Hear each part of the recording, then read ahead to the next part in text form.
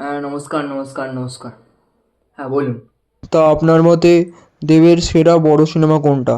খাদান নাকি I love you? ধূমকেতু। ধূমকেতু ছাড়া আমার জীবনে আর কোনো বড় সিনেমা আসেনি।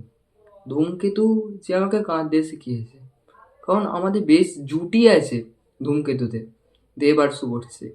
আচ্ছা, আপনার দেখা দেব শুভশ্রীর প্রথম সিনেমা কোনটি? হ্যাঁ, আমার প্রথম দেখা সিনেমা হলো চ্যাম্প। কিন্তু ওটায় তো রুক্মিণী আছে। আরে না, ওতে রুক্মিণী থাকলেও দেব রুক্মিণীকে দেখতে গিয়ে দেখেছিল শুভশ্রীকে, ওই জন্য অত উত্তেজনা পেয়ে গেছিল। আর ফ্যানেদের মতে দেব আর শুভশ্রীর এই প্রেমের গল্পটাই নাকি দেব ইচ্ছা করে শুভশ্রীকে ছেড়ে দিয়েছিল। এটা ভুল কথা। দেব কাউকে ছাড়েনি, দেবকেই ছেড়েছে শুভশ্রী। কিন্তু এটা কিন্তু সত্যিকারেরই কেস, দেব ছেড়েছিল শুভশ্রীকে। আপনি বেশি জানেন আমার থেকে। দেব শুভশ্রীকে ছাড়েনি, শুভশ্রী দেবকে ছেড়েছে। আচ্ছা, দেব আর শুভশ্রী কি আবার নতুনভাবে বড় পর্দায় আসতে চলেছে? না, আর কোনোদিনও দেব শুভশ্রী একসাথে আসবে না। কিন্তু শোনা যাচ্ছে যে তারা আবার আসবে। ওটা ভুল বলেছে।